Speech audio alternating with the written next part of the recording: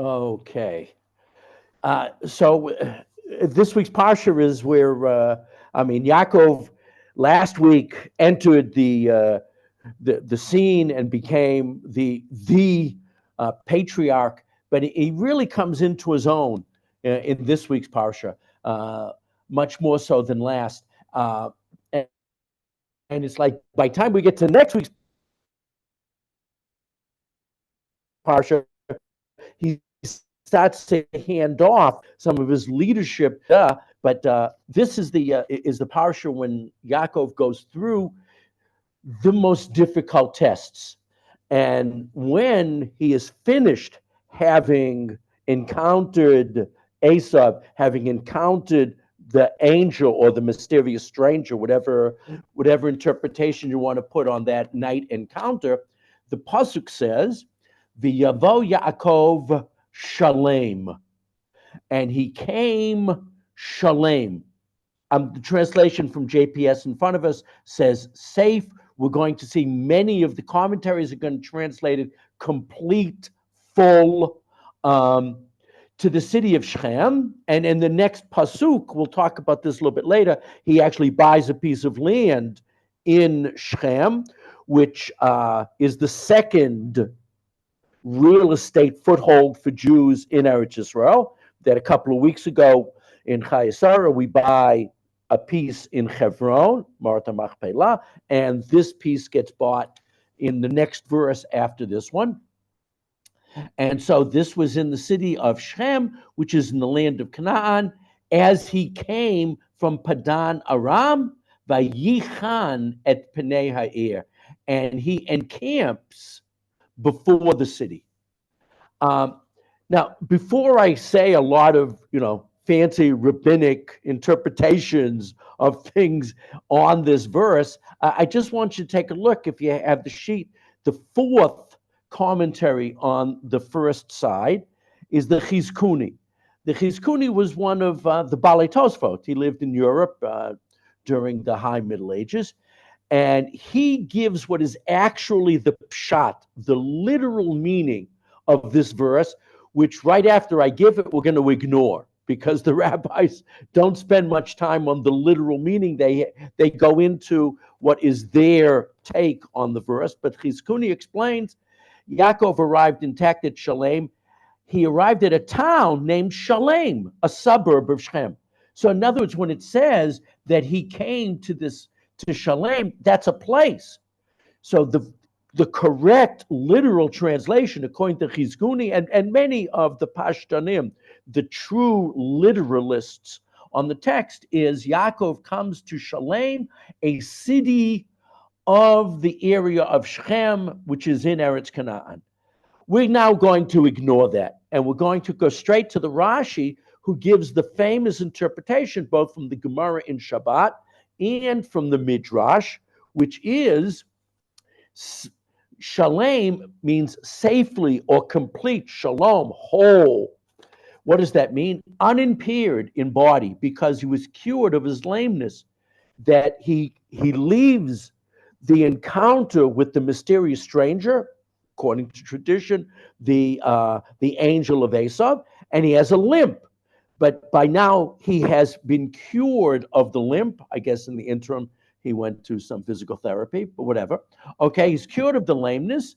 He's whole as regards his possessions, because even though he gave a tremendously generous gift to Esau, he still has all of the material needs that he requires. Now, some people say,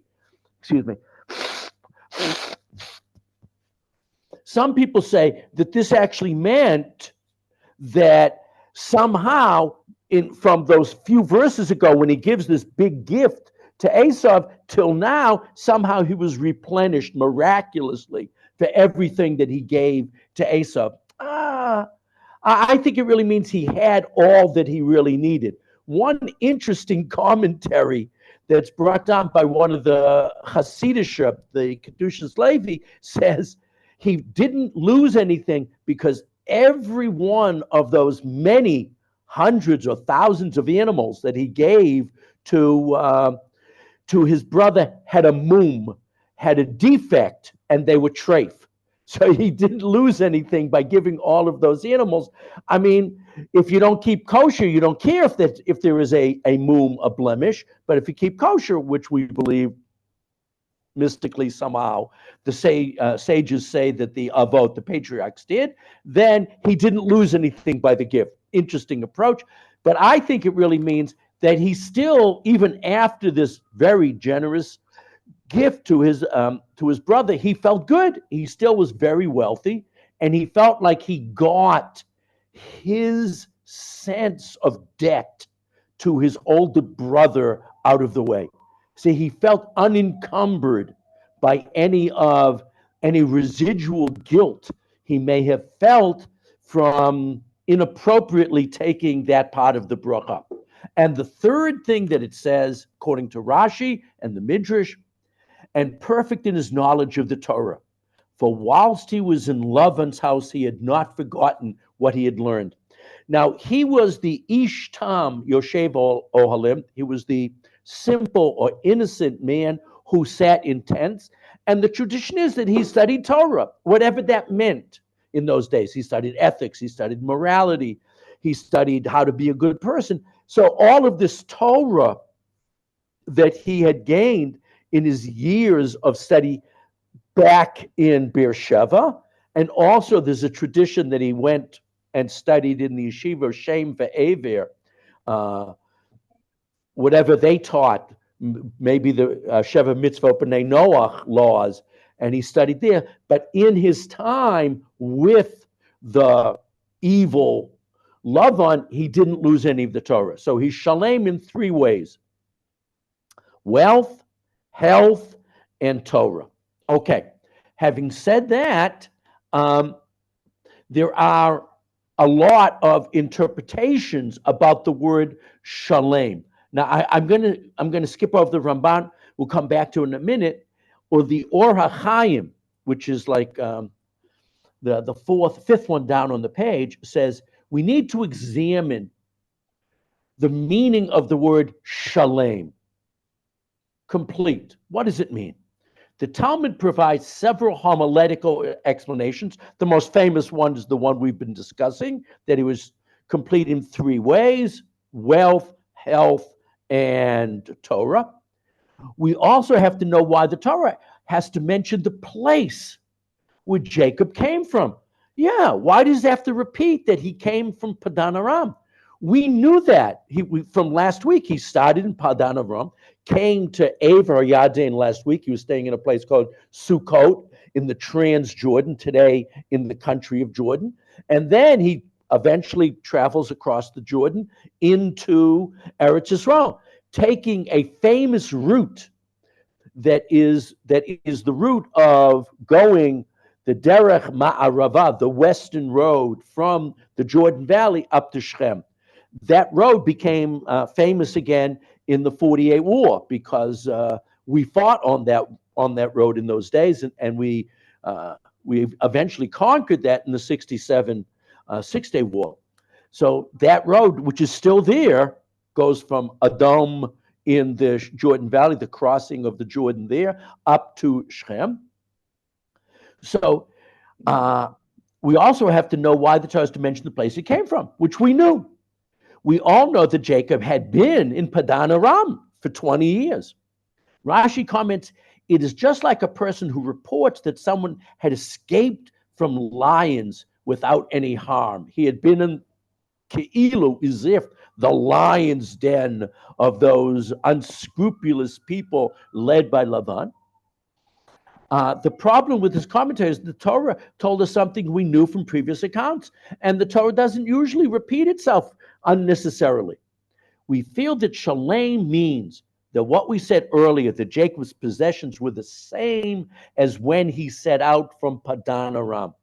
If we say he was complete in his possessions, in other words, at this moment he had exactly the same amount he had when he left Padan Aram. So according to Or HaChaim, that's why it says Padan Aram, because that was the economic baseline, that says that he was back to his full wealth. Okay. God replenished the gift he had given to Esau, so they did not experience any loss. This then was the meaning of the blessing call, which Jacob had in mind when he describes himself as having call. Now we say in Birchat Hamazon, Bakol, Mikol, Kol, because those three expressions are used by the patriarchs. Bakol is used by Avraham, Mikol is Yitzchak, and Kol is Yaakov. So he's got everything. What's the everything? According to the Orach Chaim, it's the everything that he left Padan Aram with. Okay.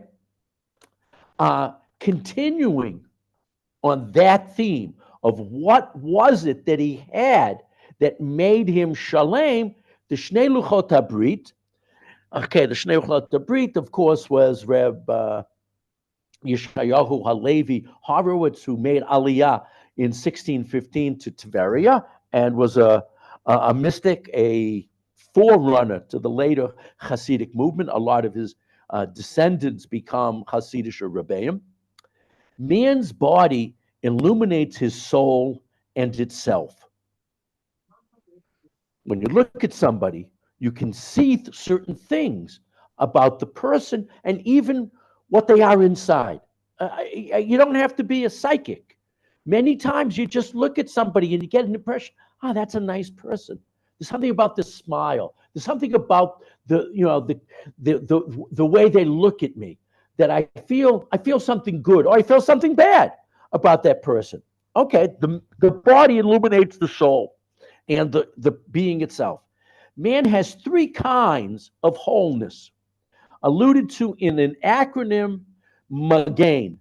Magen, like Magen David, Magen Avraham, means a shield of protection. So what are these three things that are the protection, the shield of a person?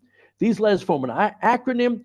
The first one is Mammon, money, possessions, wealth.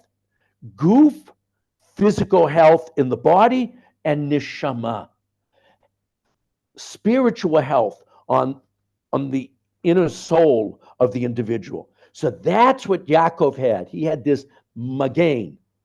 The beauty of Jacob is comparable to that of Adam Harishon, that there was something about Yaakov that it's like we had gone back to the original human being, that he was as perfect as Adam was before the sin. The Torah refers to it when it describes the mental and physical state of Yaakov shortly after his encounter with Samael. Now, Samael is like the Satan. He's one of the negative angels. So the assumption of the Shlah, the Shnei Luchot HaBrit, is that that's who he had the wrestling match with Samael, who is one of the bad angels. We read Jacob arrived whole, Shalem, that's our verse. We are told in Shabbat that the word whole comprised the three aspects as the perfection of Adam. He returned to the perfection that had been with the original human being. The Talmud described one of the aspects in which Jacob was whole, Shalem, as Torah.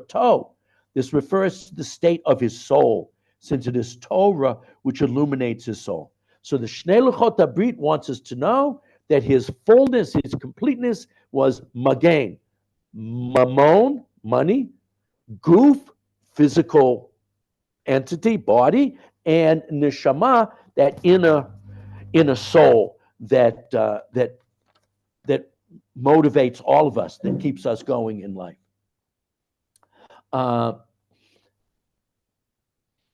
I want to go back now up to the Ramban and the Sforno, who I had sort of skipped before. And the Ramban is making a different point about his status of being complete, but I think it's an important one.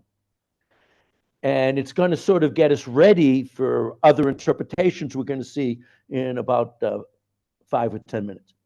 In my opinion, Scripture speaks thus, since for the length of his sojourn in Sukkot, when he was And we're not sure how long he was there. It was months, perhaps even a year. He was in the Transjordan getting ready to come into Eretz Yisrael. He was fearful of Esav.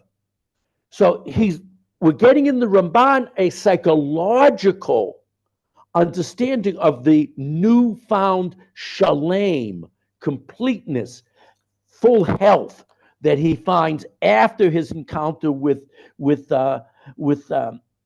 Esau, because before that he had been afraid, he had been lacking.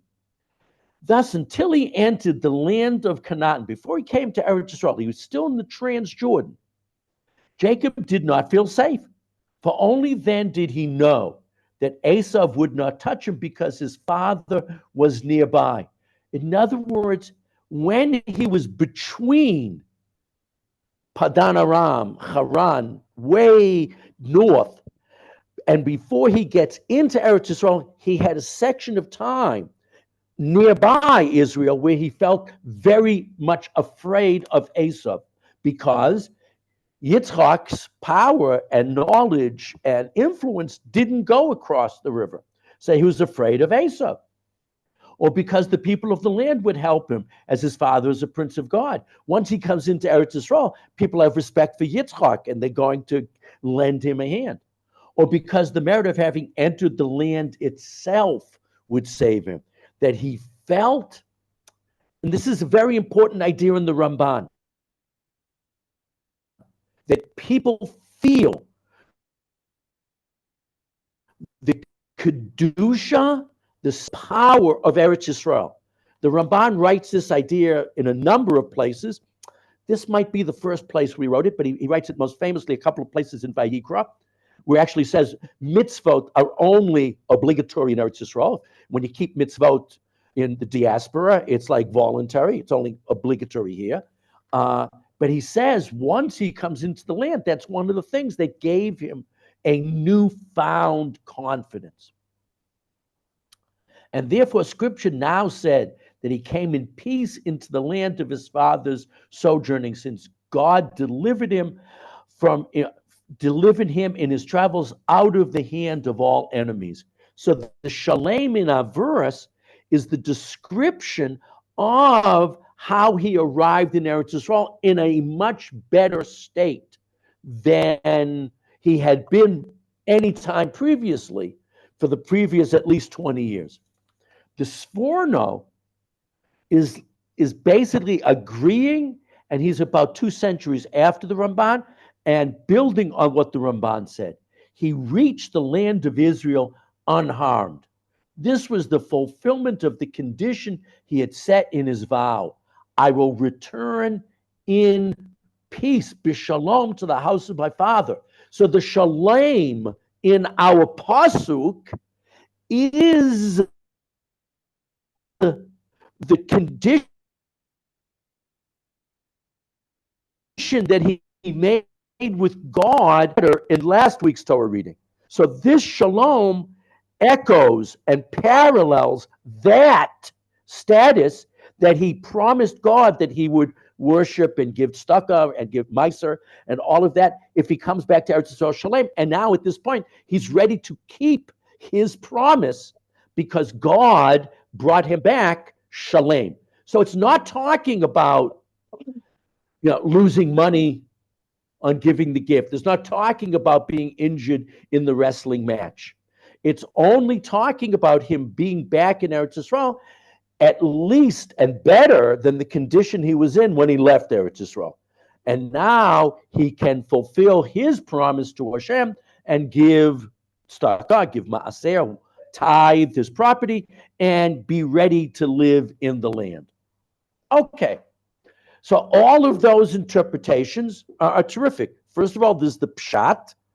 It means it was a town named Shalem, just like Yerushalayim was originally called Ir Shalem, and other cities apparently had that name. By the way, there are a lot of cities in America that have that name. Salem, Salem, Massachusetts, Salem, Oregon.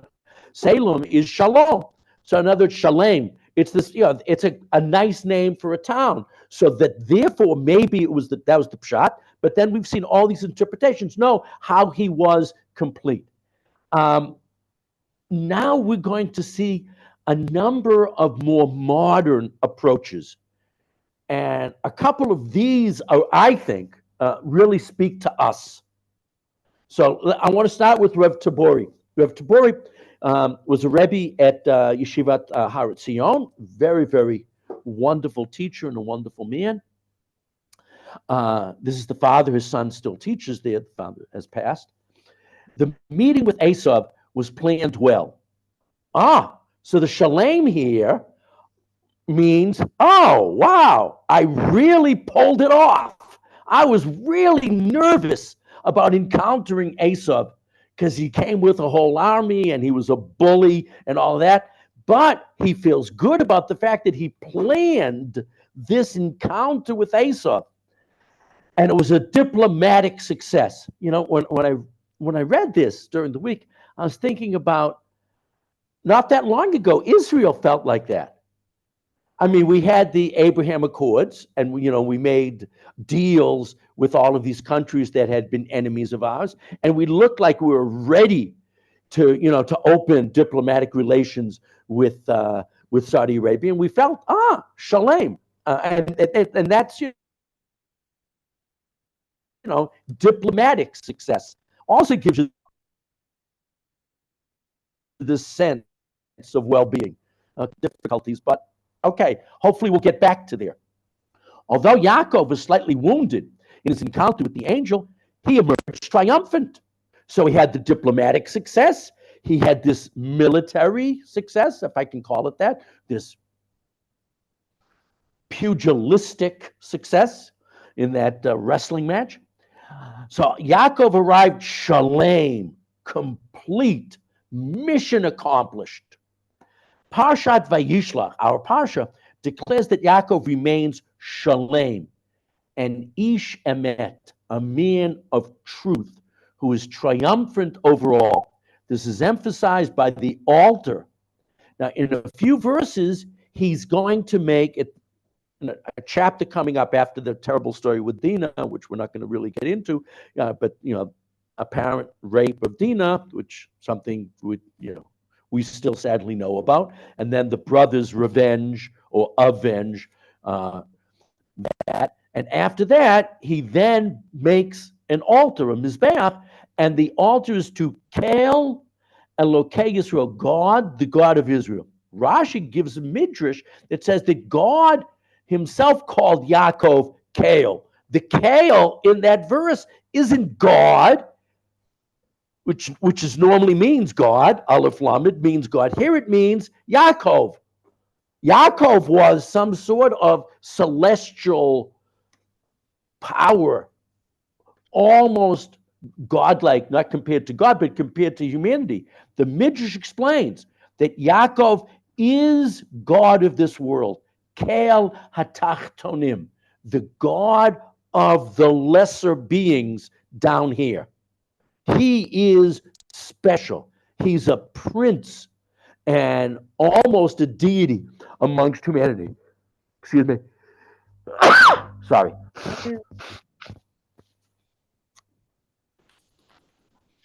Yaakov's truth in this world is a reflection of God's seal of truth. The Ramban mentions that the Chazal, that Yaakov's image is engraved on the heavenly throne. That when Yechezkel, the prophet Ezekiel, sees this Merkava, this chariot of God going through the heavens, which is really a portable or movable throne. But underneath the throne of God, there are four faces. And one of the faces, there's a lion and an ox, but one of the faces, and an eagle, and then one of the faces is a human. A human, which human? It was Yaakov. So Yaakov is, since Adam Arishon, the most perfect human being. Okay? Is engraved on the heavenly throne. Yaakov's truth is grounded in the eternity of heaven. His completeness, his truth, his emet, is really has a divine source to it. Hence, Yaakov, unlike Avram and Yitzchak, had a complete family which followed his ideals. As great as Abraham was, and he's an amazing hero, but even he failed with one of his children in terms of the Masorah, in terms of the Jewish tradition. We lose Ishmael. And Yitzchak, as holy as he was, he lost Esau, but not Yaakov. Yaakov had trouble with his boys, as we're going to see in next week's Parsha, and starting already in this week's Parsha. He has trouble with his sons, but they all stay Jewish. They all stay part of the Brit, the covenant. They all stay within the fold. And so that was something very special about Yaakov, and that's the Shalem of Yaakov. Okay? Okay, we go to the backside. On the backside, I just want to quickly do the Pri Tzaddik at the bottom of the page. I'm just going to do it. We're going to get rid of it. The Pri Tzaddik and the Kli Yakar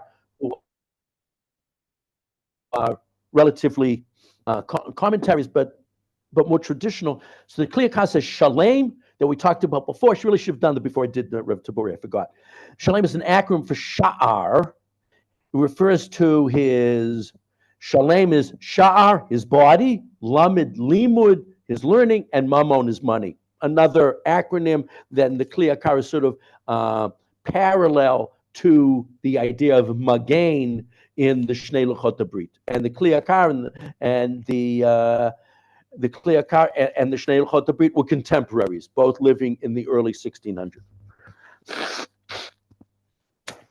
And the Pri Tzaddik, who's a Reb Tzadok of Lublin, living at the end of the 1800s, again talking about Shalem, in body, in finances, and in Torah, just like others said. But this Talmudic homily corresponds to the second verse in the Shema. So in other words,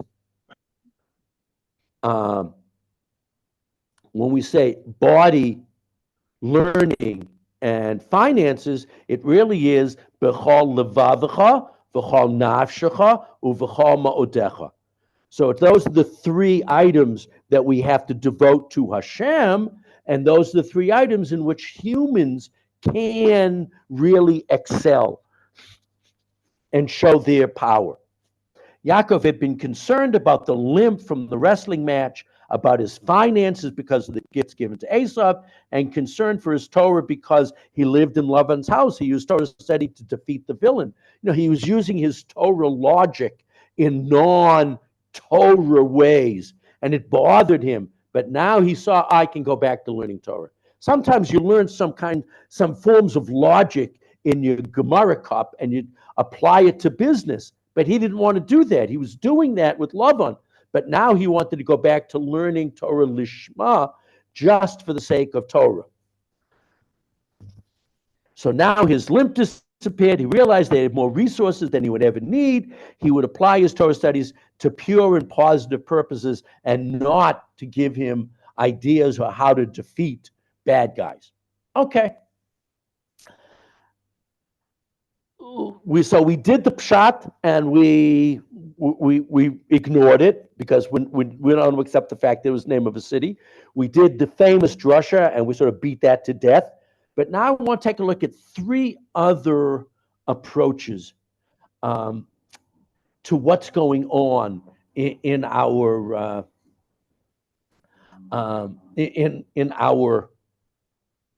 story with Yaakov emerging from all of these difficulties in a good place, Shalem.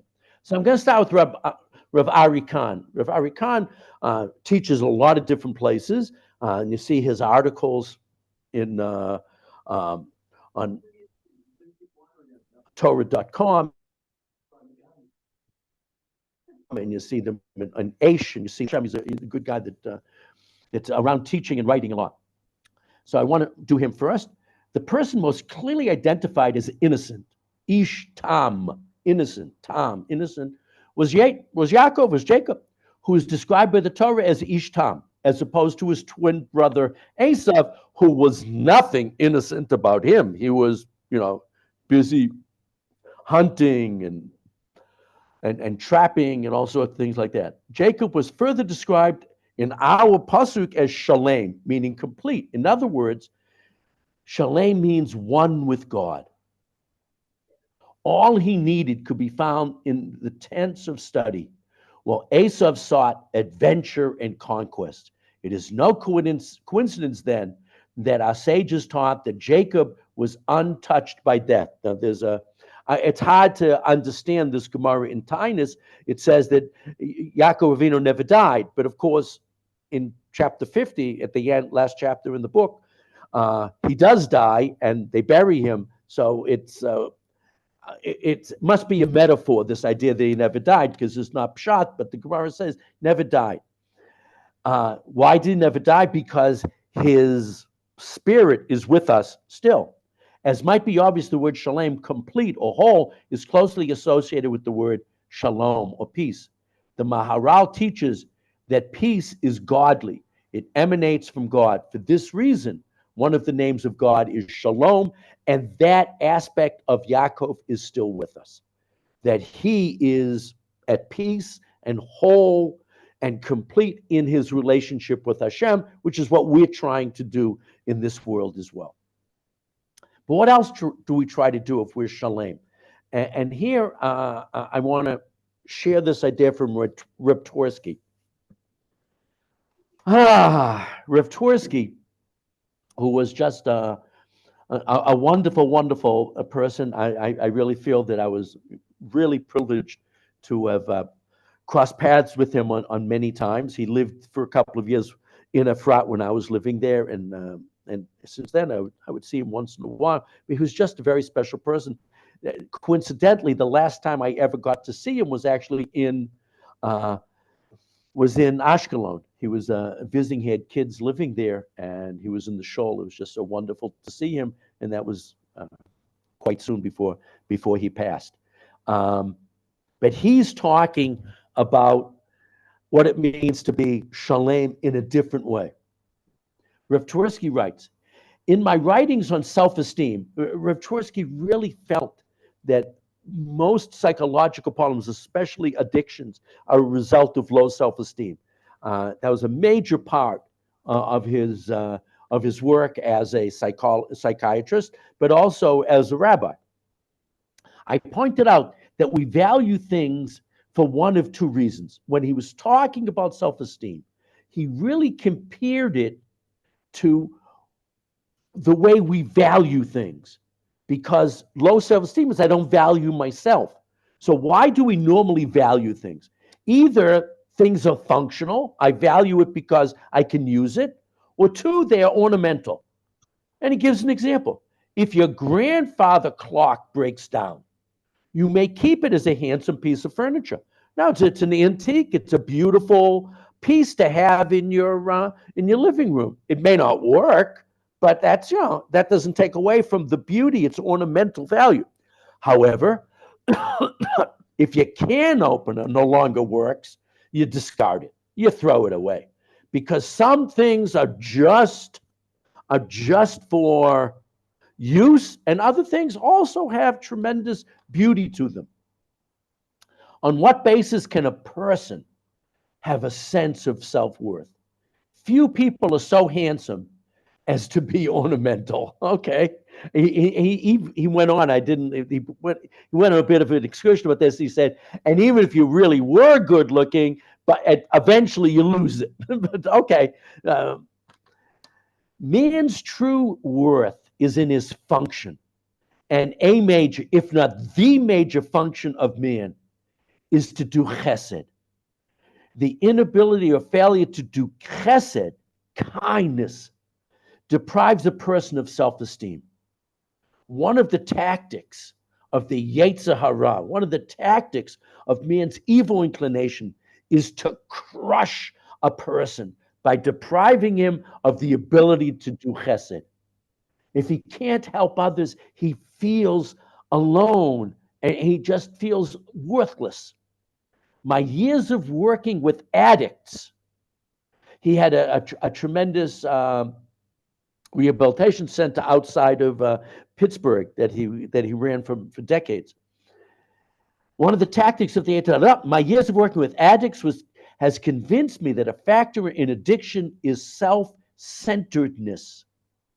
One recovered alcoholic said, I could look up at people or I could look down my nose at them. They were either far above me or beneath me, but I never felt that I belonged. Alcohol gave me the feeling that I belonged. Now, you can take out alcohol and put in any addiction, but this particular case was alcohol. Gave me the feeling that I belonged. It gave me a sense of something that my own life wasn't providing. This person escaped from his isolation via the anesthetic effects of alcohol. Feeling that one does not belong causes a person to feel superfluous. The rabbi of Slonim found this message in the verse, which he translated as, not this verse, but a little bit earlier in the parsha when he was left alone before the fight with the angel. Jacob felt superfluous because he was alone.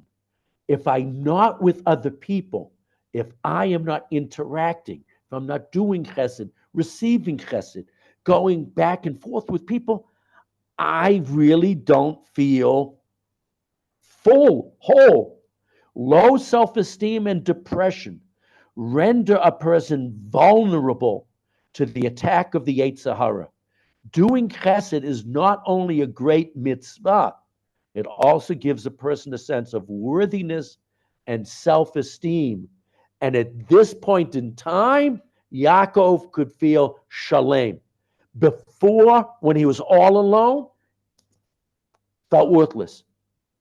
Now he's back with the family. He just made peace with his brother. He did his brother a big favor by giving him a lot of things. They hugged, they kissed, and now he feels shalem because he feels self-worth. And I think that really fits in with what's going on in our parsha. And I think it's true of what goes on in our lives. I want to do Dr. Tzipora Lifshitz. Okay, I have enough time. Okay, which is a little, I don't want to say depressing, but it fits in with the times that we're in.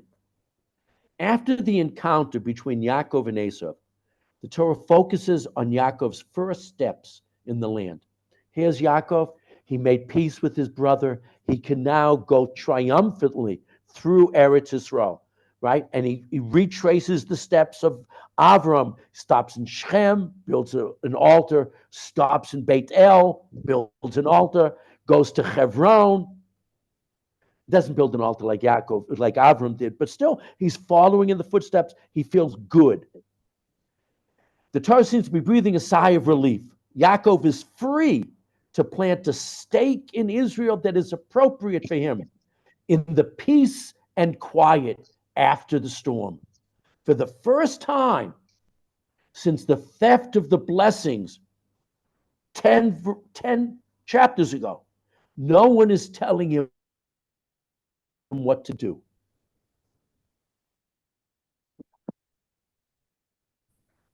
I mean, right after he steals the blessings from the two, right after that, his father and his mother tell him to run away. He spent all of that time in Padan Aram listening to his father-in-law and then to his wives and then to his kids. I mean, and then he has to fight with the angel. All of this time, he doesn't feel he has any peace. I wish to offer another perspective on the words of Chazal. Yaakov paves a new, unique way, striving to make contact with the inhabitants of the land. He comes to Shechem, he buys some land, he really tries to start having nice relationships with them.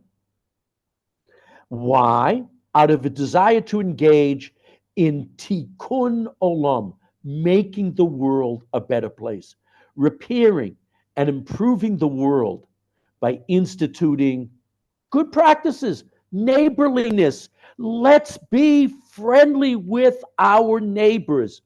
Let's provide for them. Let's share our technology. Teach them how to plant, teach them how to better irrigate, teach them how to preserve the land and make the land beautiful. The inhabitants of the land will be exposed to the ways of Yaakov's family, and they will be influenced by the family's religious faith, will be a positive influence on the other people with whom we share Eretz Yisrael. However, a crisis erupts in the story of Dinah. Neighborly relations lead to disaster. In its wake, the possibility of Tikkun Olam is buried. Wow. Dr. Lifshitz wrote this a number of years ago, but I think it really reflects what we're having right now in Eretz Yisrael. We just wanted, starting in 48, we wanted to share the land and share our largesse and our technology with everybody. We offered it again after the 6-Day War. We offered it again in 1999. We offered it again in 2008. As much as we would love Tikkun Olam and to be neighborly with the people with whom we share this land and make their lives better as well as ours, they're not interested. They're not interested. They're only interested in violence, murder, rape, again, just like happened then. And it's just, we're SHALEM. We really came home. After 2,000 years, we felt good, but it doesn't last. Right after Yaakov is SHALEM, 2 verses later, his daughter is raped, and he's back in the difficulties of life. Right after that, his wife dies, and he mourns her his entire life. It's a wonderful verse, but it doesn't last. SHALEM, peace, tranquility. It's something that Olam Hazeh just doesn't provide us with on a long-term basis. We're very happy that we live in this generation that came home and got back the Medina and our homeland here in Eretz Yisrael. But it remains a difficulty, and it's not because of us. It's because the neighbors aren't interested. And what happened to Yaakov is sadly exactly what's happening to us. I mean, should we give up? I mean, so Rav Kook has a piece of advice. And this will be the last thing we'll take a look at. Rav Kook's toward the bottom of the backside. Rav Avram Yitzchak Kook, HaKohen Kook, asks, why should we even bother to reach towards Shlemut? We are certain to fail. So why strive at all for Shlemut? And even if we accomplish it, it's so ephemeral. It just disappears in the flash of an eye. Answer, true, we will fail, or we won't have it very long.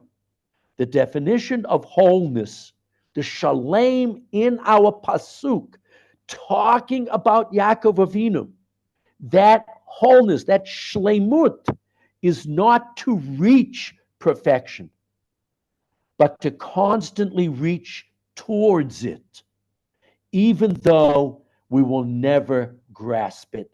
And I'm going to add totally. We grasp little pieces of it, but not totally.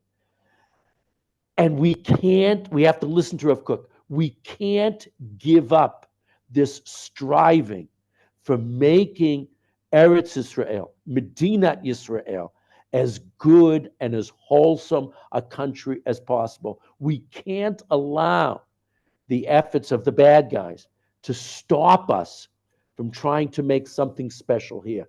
We have to hope and pray that at least some of the neighbors will join us. But we can't expect anything except for our own efforts. And Baruch Hashem, we are showing the energy, the merits, the initiative and power to continue to strive to make Medinat Yisrael and Eretz Yisrael really worthwhile endeavors. beautiful, not perfect states, but beautiful, beautiful country under these difficult circumstances. And we have to listen to Rav Kook and realize that we have to keep our aim high, understanding that we don't necessarily reach it, but we have to have self-satisfaction in the effort and in the accomplishments that we do achieve along the way. The Medina is not perfect, but it's a heck of a lot better than any of the countries around us, and a heck of a lot better than most of the countries around the world. We have a lot to be proud of, even though we still have a long ways to go. And even in these present difficulties, we just have to keep up that effort to understand striving for shlemut and for shalom are worth the efforts. And hopefully we'll stand by it as time goes on. Thank you for joining this evening, and let's hope that we're going to know true peace very, very soon. Amen. Thank you, Rabbi. Bye-bye.